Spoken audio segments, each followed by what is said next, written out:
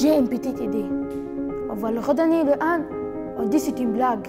Depuis quand j'étais petit, j'aime quand ma mère me lit d'histoires et j'aime quand je lis d'histoires. Je pense que je suis le personnage principal dans l'histoire.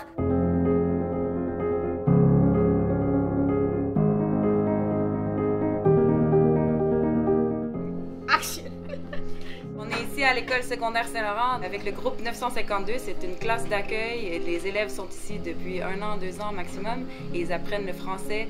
Et voici mes merveilleux élèves! Les étudiants de l'école ici ont pu d'abord, pour une première visite, aller à la grande bibliothèque. Nous y avons passé la journée. Les étudiants ont chacun choisi un conte qui deviendrait leur conte. Imaginez les papillons bleus qui volent dans l'air. Ça nous a aidé encore plus à imaginer le papillon.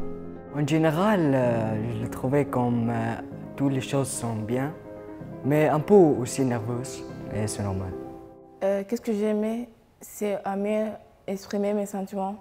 Alors les élèves ont vraiment évolué en étant capables de s'approprier une histoire, la mettre avec leur personnalité, puis lui donner vie avec des émotions, des moyens d'expression, des gestes. Et ils ont vraiment pris confiance en eux pour être capables de parler devant le public. Des personnes comme Ali et Omran, moi je ne savais pas qu'ils racontent les histoires. Quand ils ont raconté, j'étais comme choquée, ils ont fait comme très bien. Sur plusieurs semaines, nous avons fait toute une série d'exercices pour leur apprendre comment s'approprier ce conte. Alors, ils devaient bien sûr commencer par résumer les étapes principales du conte, quels sont les événements.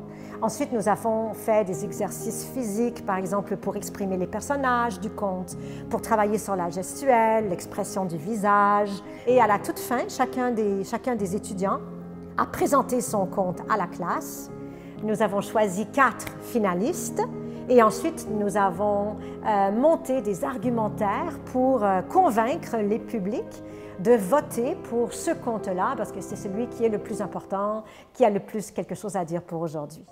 Travailler en équipe, c'est vraiment bon parce que c'est comme si tu es en train de raconter des histoires à des gens, mais tes amis sont en train de t'entendre, en train de lire l'histoire.